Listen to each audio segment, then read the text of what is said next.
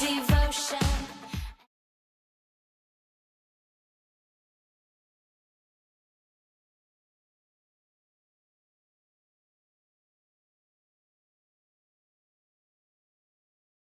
Virtual convention partnered with QLikeU.com.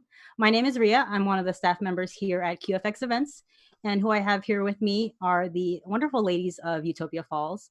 I have Humberly Gonzalez as Brooklyn 2, Devyn Nekoda as Sage 5, and of course, Kate Drummond as Authority Phaedra. Well, I want to start this off with an icebreaker because, those are always fun. And you're actually going to help me settle a debate that I have with the director of QFX Events. So, do you think pineapple belongs on pizza? Yes. No. Yes. No. You're breaking my heart. No. Yes. Yes. Yes. Okay. I knew I could count on you. Yes. It does. Listen. You need to have the sweet and the savory at the same time, like that good balance. Balance. Okay, maybe it's just because I don't like pineapple on its own. Oh, okay. That makes sense. That's okay. I will give that a pass. Okay. I would maybe throw like a mango on there or something. No. Tried that yet? No mango. Cancelled. I will try it. I won't knock it until I try it. Okay, thank you. I will always try something once. Yes. Yes. So how are y'all doing? How are you holding up and keeping yourself occupied and sane during quarantine? Any fun games, new hobbies,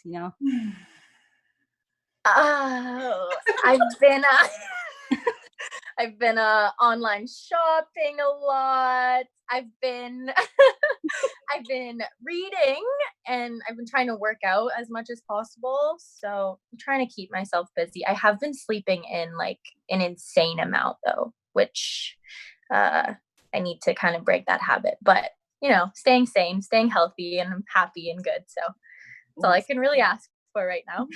Yeah, amazing. Sleep is needed. You have to. Mm-hmm. Mm-hmm. I'm gardening a lot. So I have a backyard for the first time in a very long time.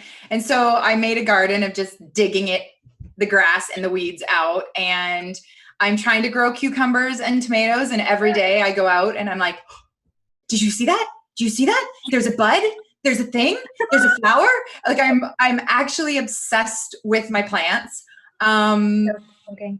Which is really fun because I actually just can't wait to have a crop and give it to my neighbors. It's so silly. That's amazing. That's so sweet. I'm gardening. I'm spending an obscene amount of time with Zelda. I'm trying to work out a lot, but I'm not gonna lie, it's not going well. I find the motivation is lacking in that department. It's like, okay, so I'm not going to camera until, I've got 4 weeks now to get, to feel really good about myself. Okay, good. It's like I'm always counting down when I go back to camera.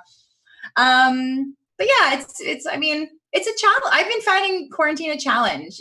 We just moved to a new city and we're away from our community and stuff. So it's just been a bit of a challenge for me, but thankfully I've got the puppers and my partner and the garden, the plants. Thank goodness for the garden. Thank God for the tomato plants. Yeah. I've been gardening, but not in real life. Yeah. No games. Because I'm still obsessed with Animal Crossing, and I'm sure everybody watching is like, we knew you were going to probably say that. We already know. I wish I could garden. I actually really want to eat my own vegetables and cook with it because I love cooking, and that's what I've been doing a lot of during quarantine. The fact that I have to feed myself 3 times a day, every day, it's a lot of work. It's something that, I haven't had to do that. In our work, they feed us every day, and I usually take leftovers, so I go months without having to shop for food or feed myself. But this has been really fun because I've made new things. Like yesterday I made tacos and I made my own tortillas. I made everything from scratch. Wow. That's amazing. That's impressive. Yeah. Go for it. I made everything from scratch. And it was so, I don't know, there's something really satisfying about cooking an entire meal and then sitting down to eat it and you're like, I made this. Do you eat fast though? Do you find it goes, you put all the work in and then it's just gone? And you're kind of like, it's like, you know, an hour and a half of like intense cooking, and then suddenly like 15 minutes later, you're like, yeah. hungry again in like 2 hours. Let's start cooking now. You're in a taco coma. Did you at least like take a picture of it before you eat it? You're like, I made this. I'm gonna save the picture later. I know that's mine. Yeah. But other than that, good. I mean, I'm healthy and I'm safe at home, and I think just focusing on that is what keeps me sane, because I know that we are all in this together, and like as long as I'm safe and healthy, I think that's more than what a lot of people have. And the struggle is like, you know, the emotional struggle through everything that's happening is tough, but there's such a beautiful community even online. Even though I don't get to see everybody I love, it's so great to be able to check in on each other and do things like this where we, you know, get to focus on positive things and see each other. Can you imagine if we didn't have the online community? Like I can't, because for me, I've always called them the family, the famdom.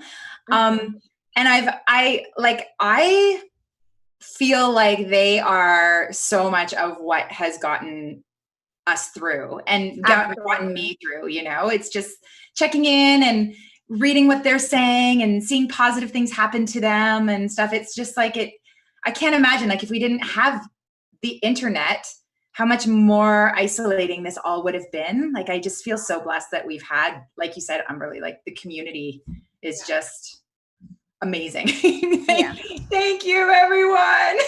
Yes, and you know,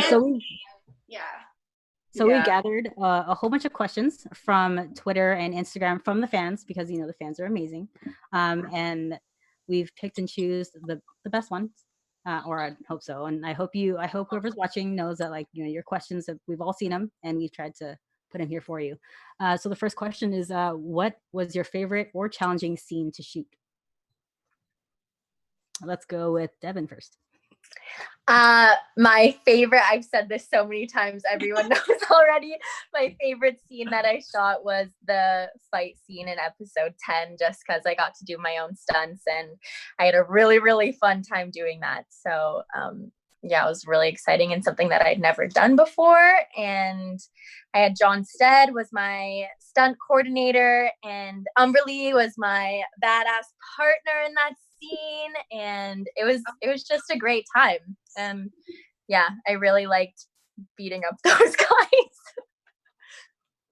And it was very believable, Devyn. Thank you. Oh yeah. Thank you. It was so kick-ass. Yeah, I'm pretty sure that you could just do that anytime you're in trouble. Just like go back to the choreo and be like, that's what I was thinking. The same technique every time. That's what I was thinking. Oh my god, amazing. Yeah, love that. What about you, Humberly? What was your favorite scene to shoot? Honestly, I absolutely loved shooting my final song in episode 10. When I got to be like, I remember having this moment when I was on the stage looking out with all of these bright lights. I'm wearing this like incredible piece of work by the costume designers, and it was, you know, I had goosebumps. It was this like, I could feel the energy of this like song and everything, and the fact that, you know, we had been through this whole crazy journey, and like those seconds of like looking down and breathing, and then our going, ready, action, cue music, and then it would just start playing. Like I literally like my goosebumps in that moment, and it was just like, gosh, I will never forget that. I just felt like I was like a real pop diva and a dream come true, because I love singing and performing, and it was just me up there. And then, you know, getting to like have Mickey come on, and then our backup dancers, and then I was like, okay, now we're in it. But that moment I'll always remember, and like I carry that as like the heart of it, because it had been like towards the end of the journey, so it was always like, oh, my heart, we did it. We're doing it. We felt it. I feel like we all felt it with you. Yeah, it was amazing. Kate? I think secretly Phaedra kind of had a little tear with your performance, Humberly. You were like, I moved. I think I moved. No, I'm not. Shut those feelings down. Down. Oh gosh. I think my most challenging and favorite scene are the same, and I think it goes back to there are so many fun scenes. But the interrogation scene with Aaliyah and Bodhi was definitely the most challenging and the most fun, because all three of us, like the preparation for that scene was so massive, because, and I was saying this in another panel, that what happened with that is that in the scene when it's so intense and it's sort of Phaedra and then you see Bodhi and then Phaedra and then Aaliyah and then Phaedra and Bodhi, and it's sort of like this one continuous conversation. But I had to do the scene twice, well, multiple times, but all of my lines to Akel. And then for Robin's lines, she was sitting in the corner in a little ball saying her lines, but I was looking at Bodhi, at Akel, and I was having to imagine that, okay, no, that's not Akel saying that line, that's Robin saying that line. And it was just like, it was such a mind trip to have it, because they just needed everything to be so seamless. But between the three of us, I mean, I think we rocked out that scene so bad, because I think we just really, like, you couldn't phone that scene in at all. It couldn't be like, oh, I'll get that line on my close up. You know, it was like you were in, and of course it's really fun to be an antagonist and be in such a strong arming scene like that, where you're really trying to intimidate your hero, because it gives them something to work so hard for, you know, and that's always really fun to set that challenge for the heroes of the show. So yeah, I think that was my favorite. Definitely. It was just like such a cool dance with the two of them. It was a pretty powerful interview scene too. So yeah, I can see that. Yeah. That kind of fits in with like the next question too. So how similar or different do you feel you and your character are, and how do they resonate with you? So Kate? It's that's a tricky one. Because I play a lot of antagonists, the trick to playing an antagonist is that you have to defend them. You have to defend their heart. You have to look at them and not judge them. Even though Kate is like, what a jerk! Like, this is terrible. That's not what I believe. You know, it's like basically like the polar opposite. So then you have to look at the character and say, okay, what is it about Phaedra that I can relate to? And what I can relate to about Phaedra is just her passion and drive for what she believes is right. And so what I do is I just sort of channel like the things that I am super passionate about and what I would, you know, fight for. And, you know, pull out all the stops for. And I mean, I bring that part of me, that sort of fiery side of me, to the character. So I think that's how we're similar, in that we we just really take a strong stand for what we believe in. But yeah, we're so different, obviously, at the same time. So yeah. That's the fun. Make believe. Literally. Yeah. What about you, Devyn? How similar or different are you from your character? I think that Sage and I are very, very similar. We are both very introverted. And one thing that I really, really admire about Sage is that the love that she has for all of her friends and her family. She will do literally anything for them, and she's always there for them. And I really admire her for that. And I think in that way we're similar. And also, just the love that we have for dancing and performing. That's when we can really express ourselves. I started dancing when I was 2, and that has always sort of been my outlet and the way that I can express myself without having to actually be vocal about it, which is something that Sage and I both struggle with a lot. So yeah, I would say we're pretty much the same person, honestly. It's amazing. Yeah. Humberly? My answer is kind of the same. I feel like Brooklyn is very close to me.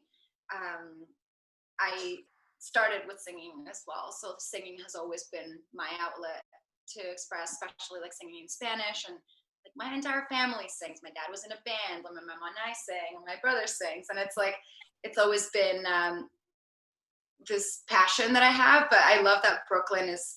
I mean, she's very cocky and confident, which I am too. Maybe not to that extent where she's like, I got this. Don't worry, I'm gonna win this whole thing. Like, I don't think I have that like forceful cockiness, but definitely the confidence, like her wittiness, her sass, her even her emotional side, I connect with a lot more. I think the one difference is that I think Brooklyn had never really felt softness, something that Sage allowed for that because she has a soft spot for Sage. And then at the same time, what happens to her finding out that she's dissonant changes her entire fiber, and this almost like this veneer of what she thinks and has always been. Once that is shattered, she finds this other side to her. And I relate to that a lot more. Like the Brooklyn after the dissonance is so much Humberly. The Brooklyn before that was a little more like gated and guarded and like had everything under control, which was probably a younger version of me, not gonna lie. So we've been all versions of this character. And that's why I think when I read for her, and it came so easy to me, honestly, the audition, I didn't do more than 2 takes, and I was like, I'm too confident in this. And when I sent it, I was like doubting. I was like, should I have done more?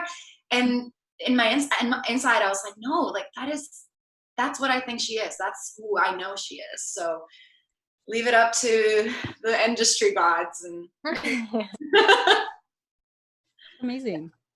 What do you do to prepare for a scene? Any challenging scene? Wants to go first? I remember, so I shot a lot of my really emotional scenes in one day. So it was literally like a full 14-hour day. And I did my scene with my mom when I find out I'm dissonant, then my scene with Aaliyah, then my scene with Sage, then the crying scene when she's just alone in bed listening to We Found Love. So I had all of these scenes back to back. Definitely I have to drink a lot of water because I'm crying a lot. But music helps me a lot. Especially if it's music in Spanish and music that reminds me of back home. I get really emotional when I think about my mom, and you know, I'm kind of estranged from my family because we live so far away. So that's always like a really soft spot for me. And because all of this kind of had to do with that, I remember before my scene with Aaliyah, I was just like, and just me alone in bed, I was just off in one room, like listening to music. And I just told them to call me over when they were like totally ready. Like I just had to come in and sit and do the thing. Just so that I didn't have to hear the outside noise and I could just focus inward, and literally be in my feels. Like all you have to do is like get the feelings out and then just kind of be like, okay, stay around, like cultivate them, like let them grow, let them just stay in. Because sometimes I feel like if I get there too soon, it feels very cathartic and my body doesn't want to cry anymore. And it's really hard to get that back. You have to like have no resolution until it's like, okay, we're moving on, scene's over. And that's tricky. You have to just hold on to like a little tiny bit of the trigger and I'm right back in. Wow. Yeah. Kate, what about you?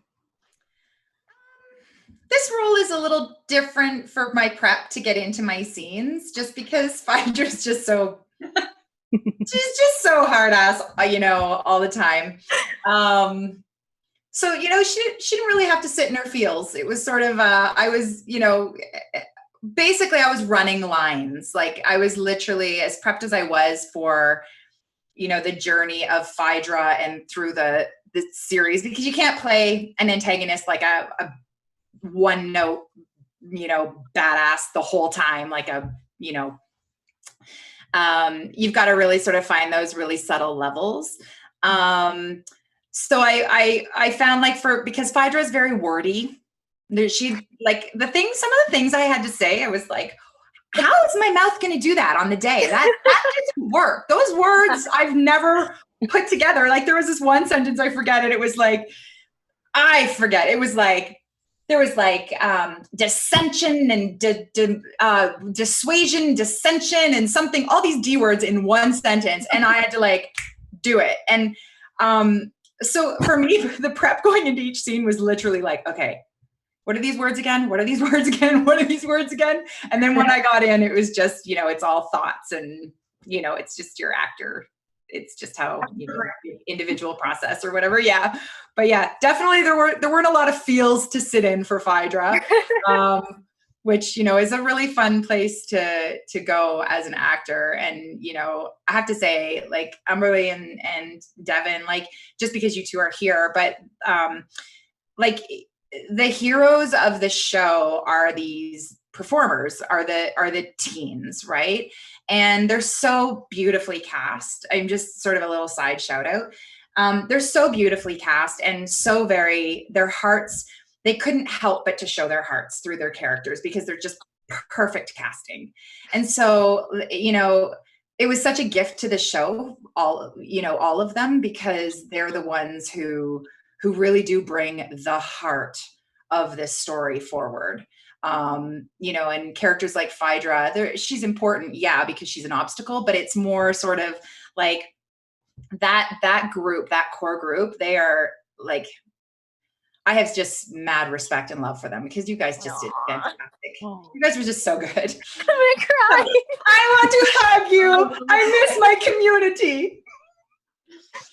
Anyways, but yeah. So sorry, Devyn, on to you and your prep. Besides, okay, thank you so much. I love you. Yeah, no, I totally agree with Humberly. Music helps a lot whenever I need to like get in my feels, you know. That helps. I would just go be by myself, away from everyone, every distraction, and then just sort of like set the tone for the scene. But I also, at the same time, I don't really like to dwell on it. I'm that type of person, if I start to think about it too much, then that's what's gonna throw it off. So I just like to listen to my music, get in my head, and then just go and just like see what happens. And that, honestly, I mean, it's worked for me so far, but that's just how I sort of like to approach really every scene, not even just the really emotional and tough ones like that. But yeah. Always about the music. I mean, music is amazing, and the music in this show is amazing. It really stands out. Yeah. So how do you feel about the impact that you and your characters have made on all the fans and, of course, the LGBT community?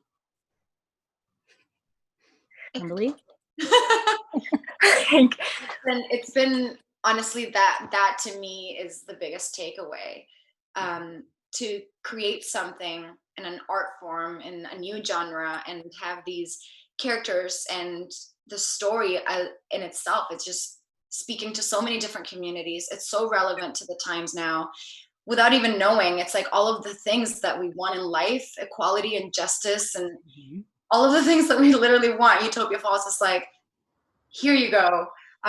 So, I mean, I said this, I was doing an interview before, and I was like, it's almost like the show works as a tool for the people watching it to discuss the topics of today. It's like real examples you can draw from to be like, this is why we need this, or like, look at this relationship, this is why it works, or like why we don't need to, you know, it's amazing because people saw that even without us having to explain ourselves. You know, they saw the show and they could see themselves in it. And the love that I've gotten even for Brooklyn, I mean, I've had so many beautiful conversations with people, discovering things about themselves, or at least feeling reassurance and love and seeing themselves on screen in a way that they've never seen it before. And not just through the acting, but also the dancing and the music and the singing. So it's really neat. I never even say that, but that's the word that came to mind. Incredible. It feels so full. It feels, you know, like art really does create art, and like we've gotten that love right back. Like the love we felt creating the show, we've gotten it back times a million. So I feel very grateful to have been part of this. Absolutely. I feel the exact same way. Like the reaction when the show came out, it was overwhelming. And I don't even want to call them our fans. Like they're our friends, they're our family. Yeah. Like, they are so great, and just everything. I don't know, like I've had so many conversations with a lot of them too, and they're just the most down to earth, sweet people I have ever had the pleasure of talking to. And all of the support has been seriously so amazing. And I'm so grateful to be a part of a show that showcases everything that we've been talking about, every single social injustice issue that's been going on. And yeah, really, really close to heart. Okay. Yeah, I mean, there's There's nothing really to add except that, art is life and life is art, right? And it's a real, sometimes our art, our art, I haven't been drinking. That's the funny part.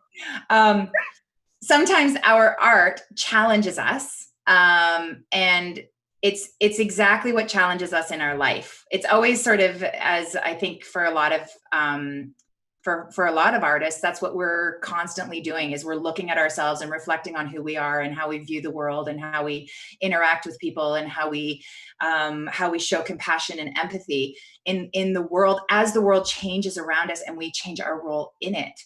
And I think that this show is, I was watching RT's interview today, and he was talking about that, Utopia Falls, at the time that he was creating it, yes, it was based on a reality, but it wasn't the reality of what we're seeing today. That is this movement, this powerful, passionate movement.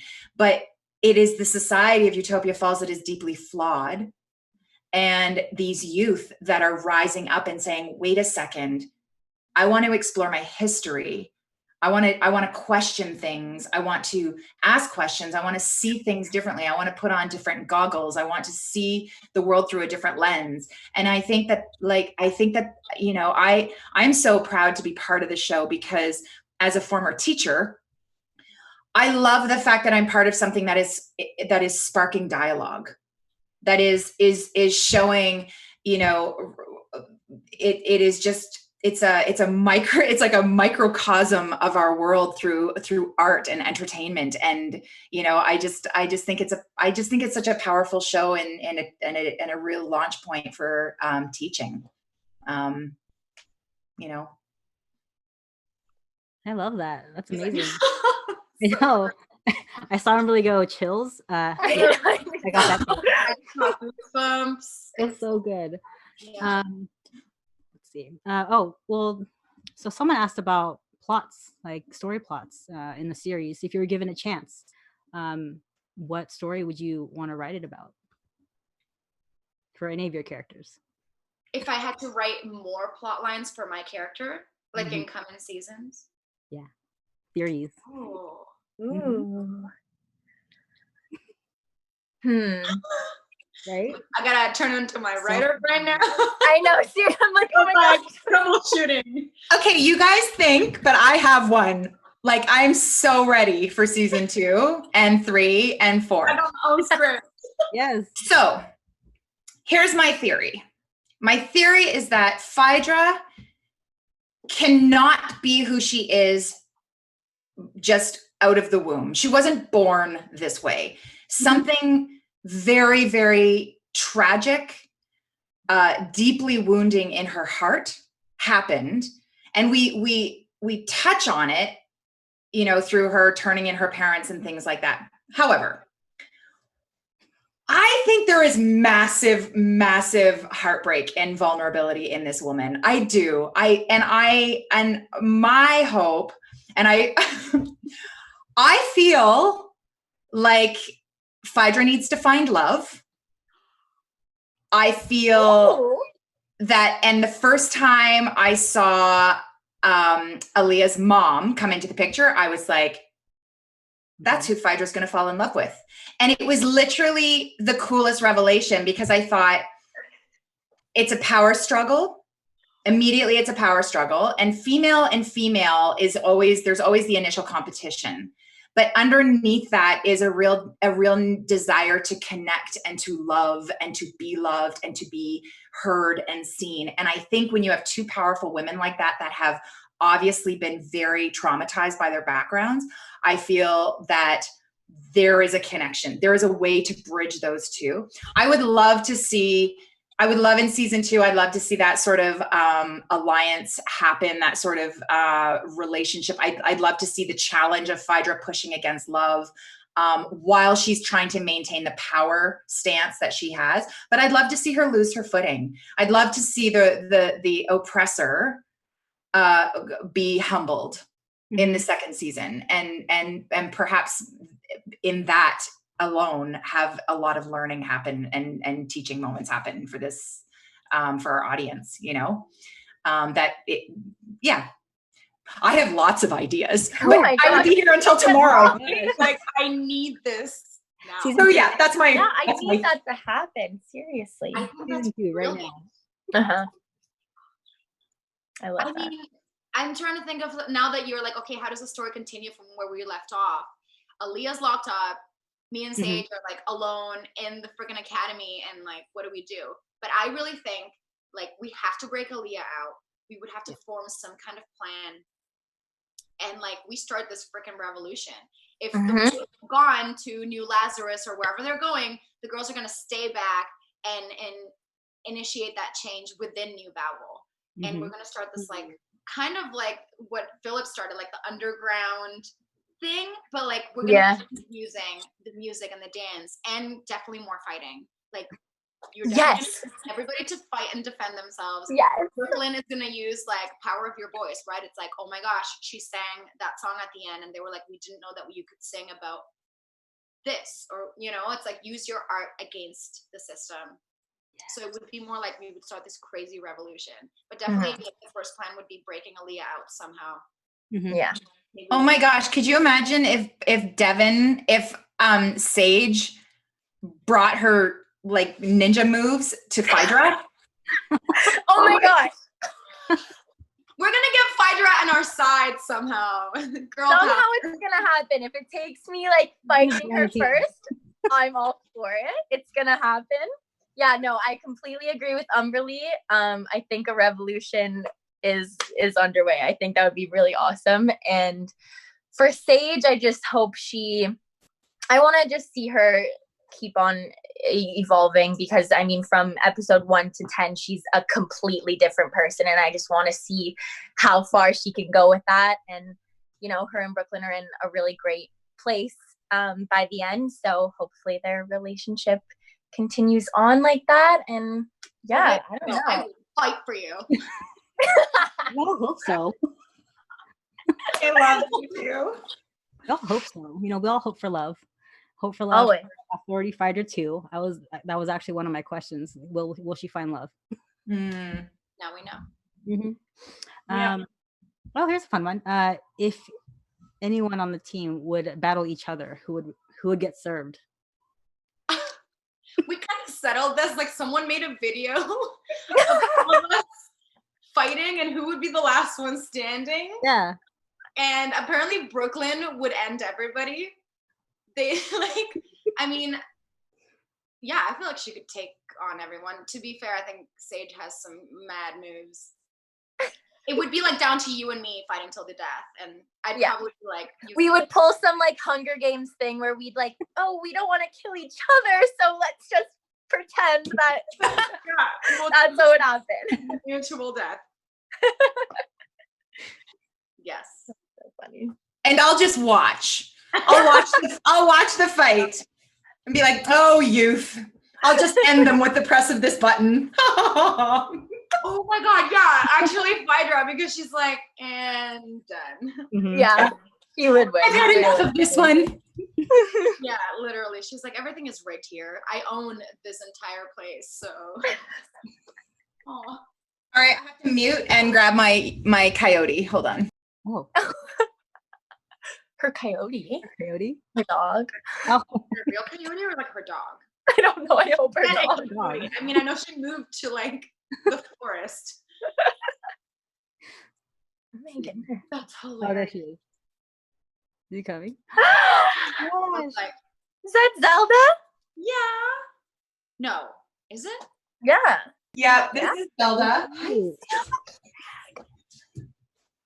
Aww. The halftime show where we play with dogs. Or he's like, I'm out of here. Okay, so we do have a few more. Let's go with this one. If you were to search the archives, you know, as your characters, what do you think you would find that belong to your relatives? Oh. Ooh. Oh my gosh. Right? All them. Imagine like Snoop Dogg calling out what kind of music your relatives played, what kind of art they created. oh my gosh, I mean, I would love to see anything from like my heritage. Like if it was like Latin America and you hear like salsa or like merengue, you discover someone like Celia Cruz. That is like, she's the most powerful singer, and like I grew up listening to her. That would be really cool. And maybe seeing that like other people in my family sang too. I know that they mentioned something about my cousin being like kind of like shunned and ghosted, and there's like a family history of whatever's wrong with me runs in my family, but we don't know what that is. It could be something, you know, that isn't like a disease or something. It could be something, I don't know. I always wondered about that. I'm like, what is the dissonance that she can't have kids because there's something in her genetics, or is it something that's like a mental thing? Like, I don't know. That would be really interesting. But definitely finding out Spanish in general. I just want her to like learn Spanish somehow and like singing Spanish. That would be cool. That would be cool. Devyn? Yeah, I think I would love for Sage to learn Japanese. Devyn would love to learn Japanese, actually. So that would be great for both of us. Perfect. Hey, I have no idea. You know, the first thing that came to my mind. Oh gosh, this is one of these moments where I feel like I'm gonna regret saying it. I feel like Snoop Dogg would be like, "Hey, we've got some Garth Brooks here for you." Like I feel like it's like country twang, twangy. I don't know. I feel like that's.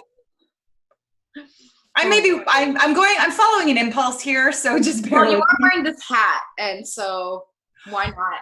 I know. Why not? Yeah, I don't know. I'm going to give some more thought to that. I'm going to make that my journal prompt tomorrow. All right, let's go with does anyone have any upcoming projects that you're excited about? that you can share? I did. Oh. No, it's just everything got like Yeah. Understand. Everything's on hold, right? So Upcoming, like we're gonna start shooting, or things that are premiering. Oh yeah. Premiering. Let's go with premiering because COVID. Fair, yeah. I'm like, work is coming. It's just pushed, but yeah. I mean, me and Devyn have a show coming out at some point. It's gonna be on Netflix, called Ginny and Georgia, and that happened after Utopia Falls. So it was kind of great that we like kept running into each other on set and just kept passing by. We never interact, but we were there, and you'll see us both on your screen, which is like pretty epic. But yeah, Netflix will be us. I have a show called Jupiter's Legacy coming out as well, and I'm very excited for that too. Devyn? Yeah, just what Humberly was saying. We got to work on that show together, Ginny and Georgia, and that was a lot of fun. I'm sad our characters didn't get to interact, but we didn't see each other on set. We were hanging out in each other's trailers. I'm pretty sure like one of the first days that we were both on set together, we filmed a self-tape in Humberly's trailer together for something else. Yeah. So that was a lot of fun, but that's really the only thing upcoming for me. Okay. I've got a couple of movies coming out. One is called The Novice, which is a very cool.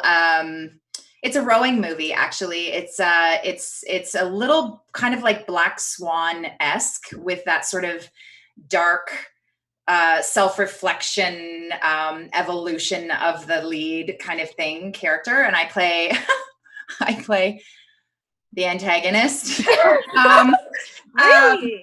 I actually do play nice characters. I mean, like I do play heartfelt characters. I'm either like the devastated mother or I am the, powerhouse antagonist. But anyway, so The Novice is coming out, I think very soon.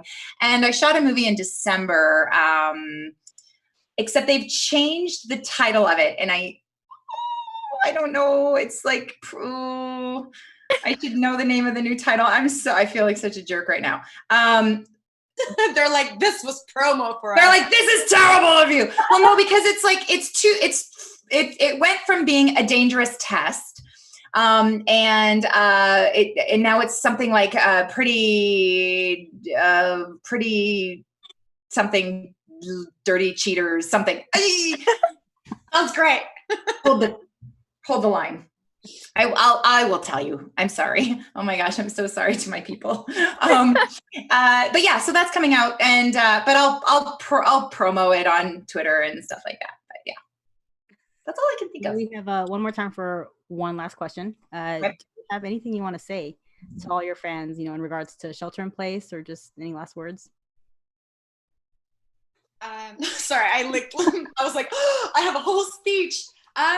I just love them. Honestly, it's been so amazing to interact with them, to see their art. And I actually have, this is what's been saving me. Shout out to Molly if she's actually seeing this, but she literally made these masks. And they're so cool. And every time I go outside and wear them, I'm always like, yeah, Utopia Pulse. This is literally me my kissing. goodness, I need that.